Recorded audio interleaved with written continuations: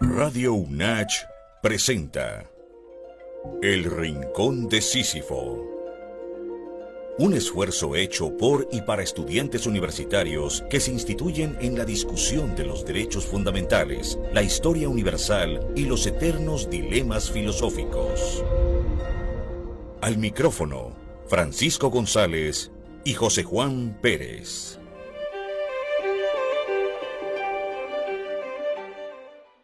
Así como cada cosa se me aparece a mí, también lo es para mí.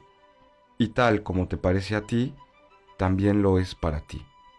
Protágoras. Y con esta referencia tomada del diálogo platónico Teteto, me gustaría iniciar una vez más esta conversación que hemos estado teniendo a lo largo de varios programas en el Rincón de Sísifo por Radio UNACH, frecuencia universitaria. Es un gran saludo, te saludo con gran aprecio, querido José, en esta maravillosa tarde. ¿Cómo estás? Buenas tardes, queridos y queridas radioescuchas. Buenas tardes, querido Francisco, ¿cómo te encuentras? Gracias por la calurosa bienvenida y muy contento de escuchar esta frase de uno de los diálogos que a mí en lo personal me gusta mucho, el diálogo del Teteto, que de verdad es muy interesante porque normalmente se ha catalogado, se ha clasificado los diálogos por un tema en especial. Por ejemplo, en el caso del Teteto, pues evidentemente la teoría del conocimiento es uno de los temas más importantes que salen a la discusión. Pero a mí me parece que en los diálogos platónicos podemos encontrar una serie de elementos culturales distintos que están entrelazados y que, independientemente de que el tema particular de la discusión sea el conocimiento, la belleza, el amor, la muerte, el alma, hay un sinfín de elementos que se pueden discutir en cada uno de los diálogos. Y a mí, por ejemplo, este diálogo del Teteto me gusta mucho, me gusta por varias razones que podría platicar si el tema de discusión del día de hoy nos da para ello, pero contento de escuchar esa frase y contento de saludarles a todas y a todos ahora que nos están escuchando. Sí, efectivamente, esta frase tomada del Teteto es justamente una paráfrasis, vamos a decirlo así, que hace Sócrates preguntándole a Teteto: ¿has escuchado alguna vez aquella tesis atribuida a Protágoras, según la cual el hombre es la medida de todas las cosas? Y justo ahí lo que se discute en esa sección de la obra tiene que ver con una tesis en la que esta idea protagórica de que el hombre es la medida de todas las cosas asimilaría la idea de la sensación al conocimiento. El conocimiento es la sensación, ¿no? Y bueno, de cierta manera lo que va a discutir ahí Platón y Sócrates va a ser justamente una idea de relativismo que aparece en esta filosofía protagórica, pero lo he tomado a colación no tanto por esa cuestión de la teoría del conocimiento, sino particularmente porque la figura de Protágoras viene a significar en el mundo antiguo, en la revolución humanístico-sofística, por llamarla de alguna manera, este movimiento político, cultural, educativo, que tiene que ver con el siglo de Pericles. Seguimos todavía en el siglo V antes de Cristo, y bueno, pues justamente el surgimiento de la democracia. El propio Protágoras es uno de los padres de la democracia ateniense. Pericles lo manda a llamar, lo trae para que elabore la constitución democrática de Atenas. Y bueno, en ese sentido es el que a mí me interesaba resaltar la figura de Protágoras, porque además de ser un filósofo a veces relativista, ¿no?, también ha sido uno de los grandes impulsores de uno de los debates más interesantes que se dio en la moralidad del siglo IV y V antes de Cristo, que tiene que ver justamente con la oposición entre las normas convencionales, el nomos, las cuestiones de la polis, que digamos, el mundo humano, el mundo le llamaríamos ahora cultural, y la physis, el mundo de la naturaleza, en el que, bueno, pues el artificio como parte de algo natural, pues no sería parte, no tendría lugar. Entonces, por eso me interesaba traer a colación la figura de Protágoras, porque en el diálogo que lleva su nombre, el propio Platón le dedica, eso es muy interesante, ¿no? Aunque Platón tenía muy mala idea sobre los sofistas, a Gorgias y a Protágoras les dedica un diálogo completo, ¿no? Que son los dos máximos, digámoslo así, sofistas de su tiempo. Sí, es muy interesante esto que nos has anunciado como una figura como la del mismo Protágoras que en algunos textos evidentemente ha sido tomado desde una forma muy fatalista, incluso algunos autores que han estudiado el mundo de los sofistas han dedicado muchas líneas indicando que estos personajes de la antigüedad pues tenían una forma no podríamos decir, no muy ética de la enseñanza, porque utilizando esta habilidad en la comunicación de la cual eran expertos, pues habían hecho de muchos bienes materiales. Pero en fin, creo que es interesante siempre tomar los distintos puntos de vista y evidentemente pensar que no hay una verdad única, sino que pueden haber muchos matices y claroscuros. Pero el tema que nos convoca el día de hoy es precisamente hablar de algo que es muy interesante y que vale mucho la pena discutir en estos tiempos contemporáneos.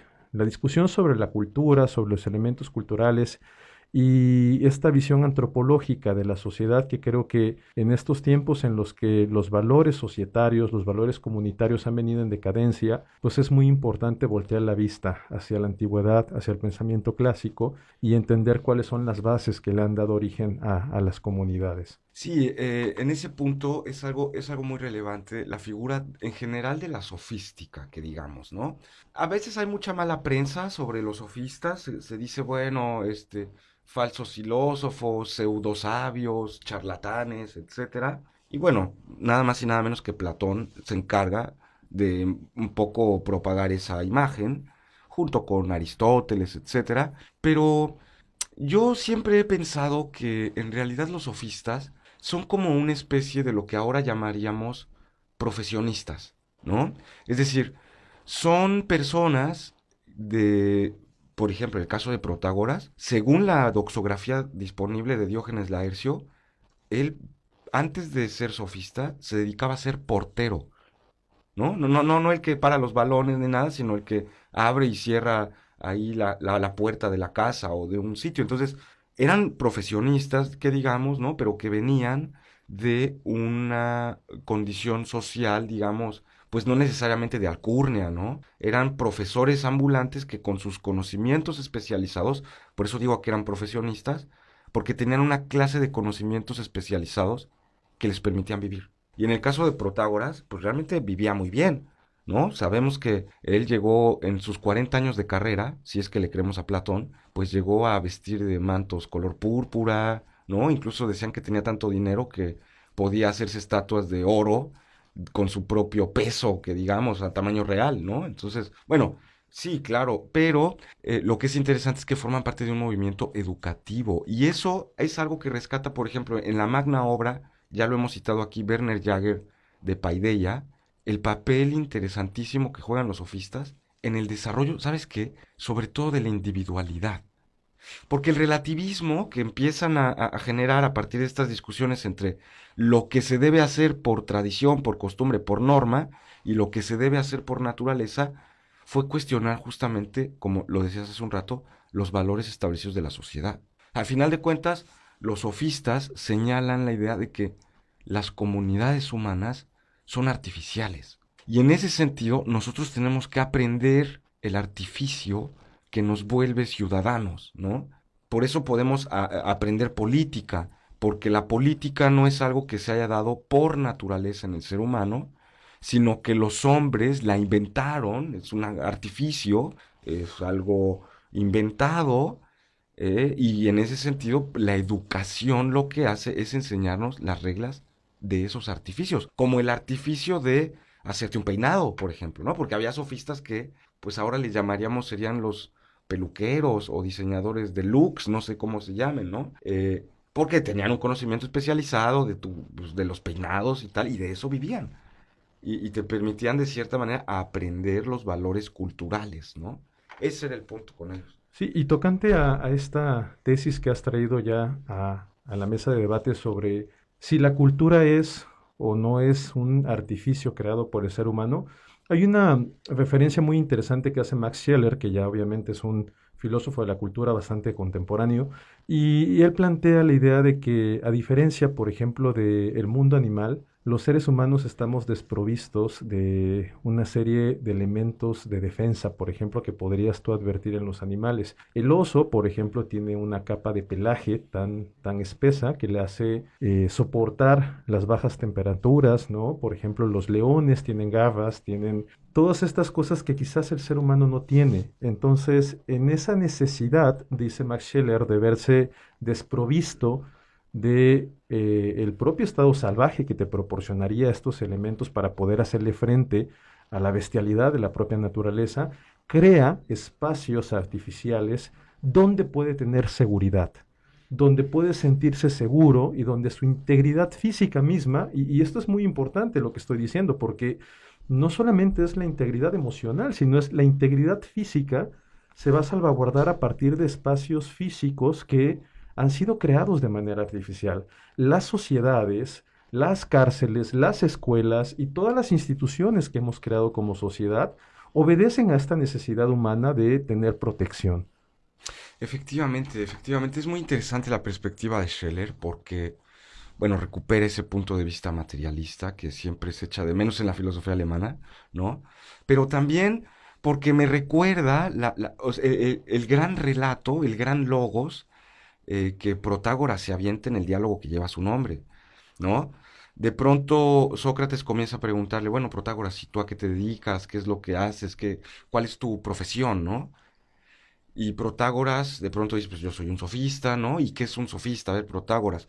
Y nos hace un gran relato, el gran logos, que dicho de paso, o sea, nada más como para señalar, este gran logos, Protágoras lo plantea un poco así, a ver, ¿quieres que te lo explique primero con un mito? Lo que ya nos muestra que los sofistas eran especialistas en la mitología, o al menos tenían esa manera de comunicar los conocimientos a través de los saberes simbólicos, ¿no? Que son tan importantes. Ahora no le llamamos mitología, ahora le llamamos literatura, o le llamamos artes, o le llamamos de otra manera, pero era un poco eso, es un experto en eso. Entonces te puede enseñar un mito, y nos narra el mito de Prometeo y Epimeteo, ¿no? En el que efectivamente pues todos los animales tienen garras, etcétera, tienen medios de supervivencia, pero el ser humano pues pobrecito, ¿no? Como dice por ahí un título de un libro, somos un mono desnudo, ¿no? Ni pelaje, ni nada, ni entonces salimos al mundo y nos devoran las águilas, ¿no? Pero Prometeo efectivamente pues nos ha dado el conocimiento de la técnica, nos ha dado el fuego de Zeus, lo que sea, y justamente en esa misión prometeica, ¿no? Es en la que se inscribe el sofista, porque el sofista es el educador de la raza humana, ¿no? Esa es una tarea que de pronto le plantea en este mito, en este gran logos, a Sócrates, sobre todo porque se da cuenta, digamos, Protágoras, o la idea que va a defender Protágoras, es que los sofistas, entre los cuales incluye a Homero, a los poetas, incluso algunos presocráticos, ¿no? Ellos mismos también, nada más que no lo dicen abiertamente porque tienen miedo, ¿no? De que ellos, que son los promotores de la cultura, de la civilización, del nomos, ¿no?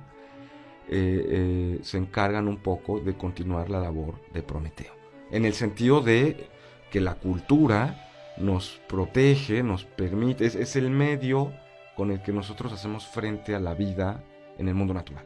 ¿Cómo ves, Francisco, si aprovechamos un espacio de descanso para poder ir a un corte y regresamos con mucho más aquí al Rincón de Sísifo? Perfecto. Adelante, vamos a un corte.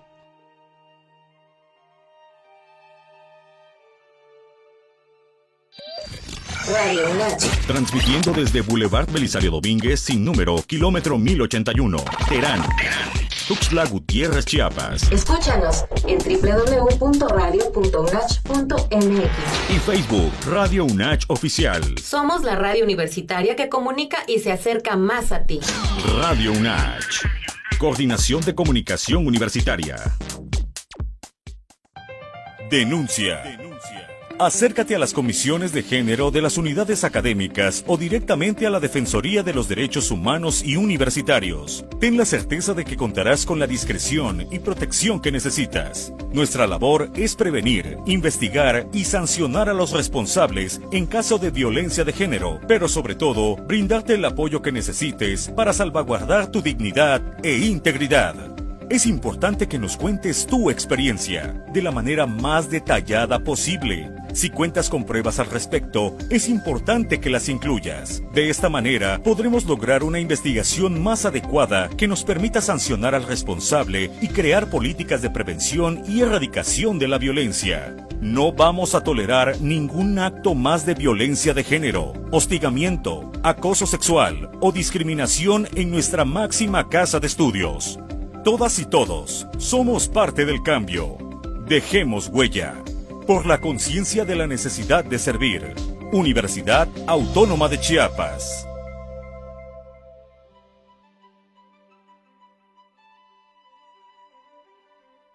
Volvemos y sí, efectivamente, antes del corte habíamos planteado esta idea de que los sofistas se presentaban como aquellos garantes de la empresa prometeica, que significaba justamente eso, ¿no? Para que el ser humano pudiese sobrevivir o subsistir en el entorno natural, tuvo que inventarse una segunda naturaleza, que es la que los sofistas enseñan. Esa segunda naturaleza que son las reglas, las convenciones, ¿no? Los artificios humanos, porque en el fondo la idea que ellos tienen de cultura, pues es esa, la cultura de cierta manera es una especie de ficción, es una especie de mentira con la que nosotros, ¿no? Digamos, hacemos frente a la vida. Ponerte una ropa, por ejemplo, ¿no? Porque no andas desnudo en la calle. Pero a ver, ¿por qué te pones unos jeans y no te pones, no sé, cualquier otro vestido o pantalón o lo que sea, ¿no? Eso ya es como, ¿por qué inventaron los jeans, no? Y tú te das cuenta cómo la ropa ha ido evolucionando. Claro, la necesidad de cubrirse es la misma, ¿no? Porque si no te cubres, vas muriendo.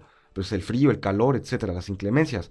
Pero, pues lo vemos en los diseños de moda. O sea, son invenciones a veces un poco estrafalarias, que de pronto dices, bueno, ¿y estos cuates de dónde? Pues es que eso es lo que permite la cultura. La cultura, y en ese sentido, me gusta mucho esa especie de relativismo y de individualismo, ¿no? Porque la cultura es el medio en el que uno puede expresar su propia manera de ser.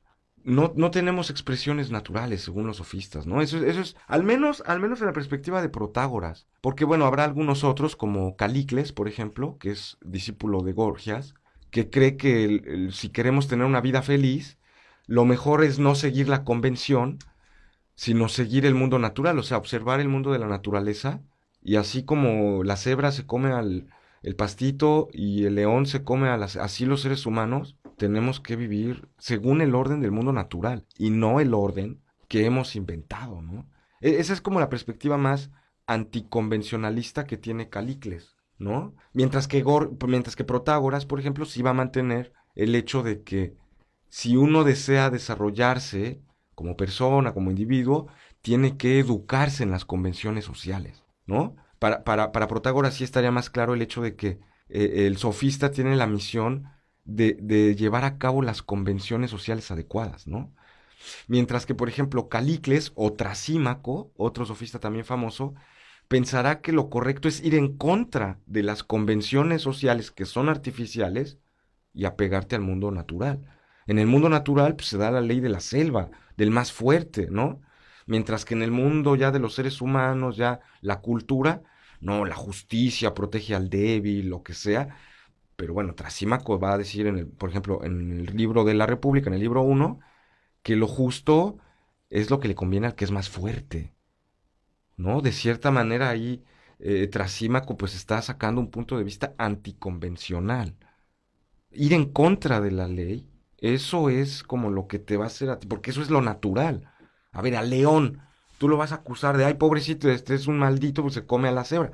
Pues no, es natural ese hecho, y así como también es natural que los seres humanos pues tengan ciertos impulsos, por decirlo menos, ¿no? Sí, esta discusión es bien interesante. Hace unos días yo estaba discutiendo con mis estudiantes de Introducción al Estudio del Derecho y había uno de ellos que muy emocionado y con mucha efusividad me decía que por qué precisamente los animales no podrían ser sujetos de derecho. Y me decía, es que es súper injusto que los animales no sean sujetos de derechos. Entonces yo trataba de explicarle con toda la paciencia que debe uno de tener cuando es un estudiante efusivo y emocionado, como era el caso de primer semestre, que en esta situación, para que haya un sujeto de derecho, tiene que haber correlativamente una responsabilidad. Es decir, los derechos, para ser asumidos como depositarios, los seres humanos de estos, también traen aparejada una responsabilidad. En el caso de los animales, lo que sí es plausible es que sean objetos de derecho, o sea, que el derecho los proteja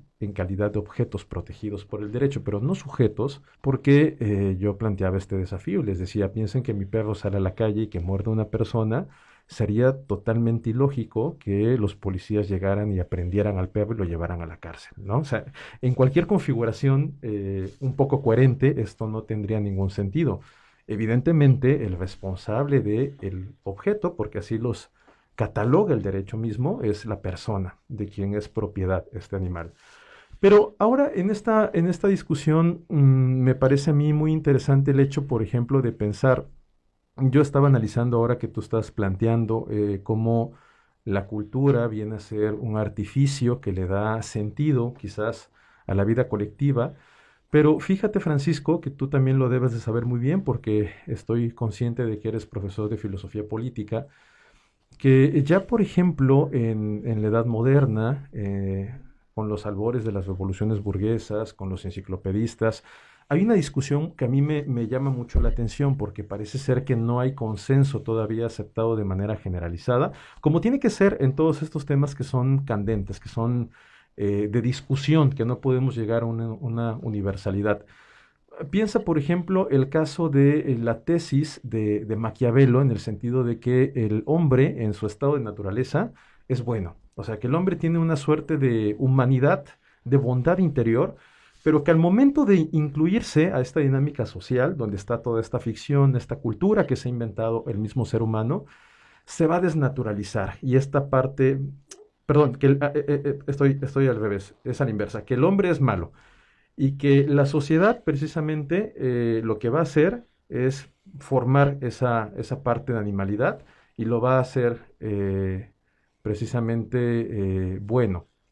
Pero por otro lado, Rousseau, por ejemplo, ya con la enciclopedia decía que el ser humano era bueno, o sea, que él nacía con la bondad y que esta sociedad iba a corromper su bondad y lo iba a transformar en un ser malévolo, ¿no? Entonces, a mí me parece que esta es una discusión muy interesante porque precisamente el arma que nosotros estamos creando o que hemos creado con el paso de la historia, con el paso de los siglos, para protegernos del estado de naturaleza, de la misma vida que nos propone este mundo en su estado natural, pues desde estas perspectivas parece ser que puede ser utilizada para destruir al ser humano o para elevarlo, desde estas dos posiciones. No sé qué opinión te merezca a ti estas dos posturas, en cuál te inscribes, cuál es tu postura muy personal. Bueno, yo pienso que respecto a ese debate, estaría del lado de Rousseau, por ejemplo, al creer que la cultura es una ficción, que es una gran mentira. Por ahí platicaba alguna vez con una amiga y me decía una frase que me fascinó y me decía, recordar es volver a mentir, ¿no? Y yo la interpretaba como, claro, efectivamente, el mundo cultural, todas las ficciones que tenemos, pues son una gran mentira, pero esa mentira no es algo malo, que digamos, ¿no? Es la mentira que tenemos para hacer el mundo que nos es hostil más habitable, ¿no? Porque, bueno, me maquillo en las mañanas o me peino y tal, pero el mundo natural, pues las operaciones biológicas, físicas, y eso no las detengo, ¿no? Por mucho que me maquille, me peine, lo que sea, o sea, podría yo tener 100 años y aún así usar pelucas y tal, y, o sea, la propia cultura te incita, yo creo, en ese sentido, a la ficción. Pero yo no lo pondría en los términos en los que se dio ese debate en la Ilustración, sobre si somos buenos o somos malos en un estado de naturaleza. Eh, yo diría que ese debate está mal planteado, ¿no? Ahí me iría más del lado de Kant, por ejemplo. El propio Kant se da cuenta que la cultura es una ficción, es una mentira que tenemos los seres humanos, es un artificio que hemos hecho, pero sin él no podemos ser libres. Porque la cultura son las reglas que los seres humanos nos hemos dado a nosotros mismos. Las reglas de la naturaleza yo no me las puse. Pues ya tienes que dormir 8 horas, pues si no te va a dar un colapso. Tienes que comer 3 veces al día, o tienes que tomar agua, tienes que tener sexo, tienes que tu psicología estarla cuidando. Sí, claro, eso yo no lo determiné. Pero si me peino hoy con mi mohawk, o si yo me pongo mi piercing, o yo bailo ballet, o hago lo que quiera en el mundo de la cultura, ahí son reglas que yo como ser humano me estoy dando a mí mismo.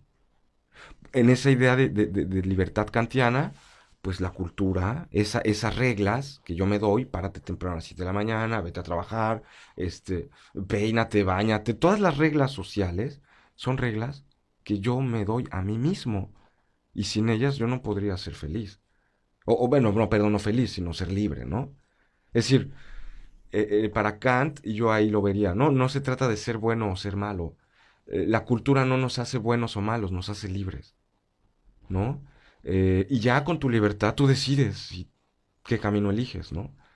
Pero si no hay cultura, los animales, lo planteabas hace un rato, se cree que no pueden ser sujetos de derecho porque carecen de esa libertad. El animal no puede decidir, el gatito no puede decidir me como al periquito, ¿no? Ay, no, él lo ve, tiene hambre y se lo come.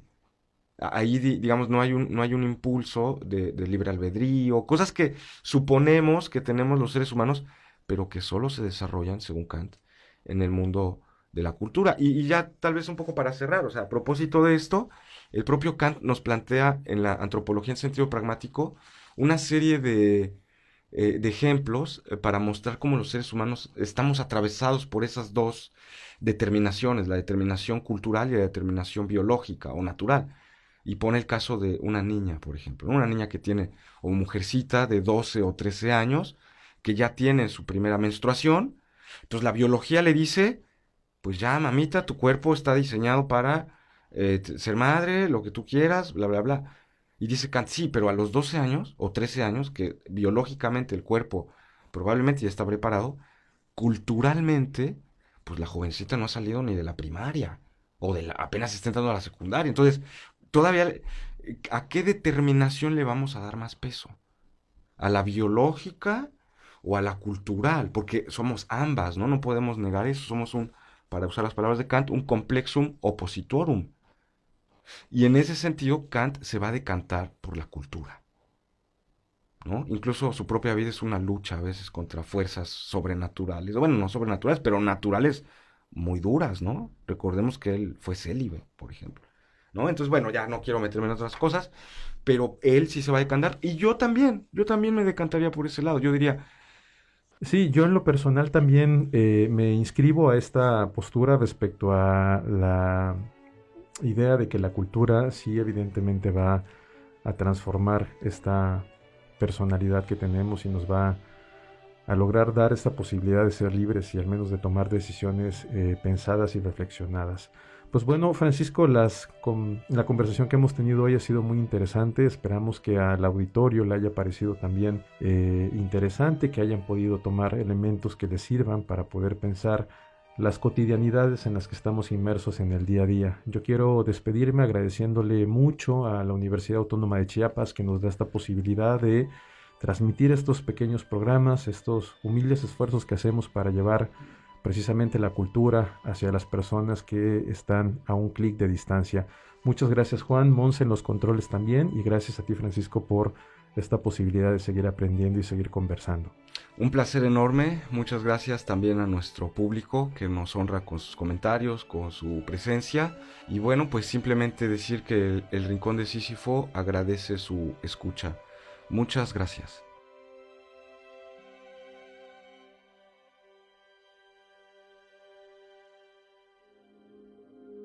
Pensemos en la posibilidad de Sísifo feliz, un ser que ha quebrantado el designio divino que le acechaba.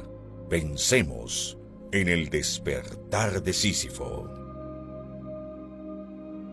Radio UNACH presentó El Rincón de Sísifo. Escúchanos en la siguiente emisión.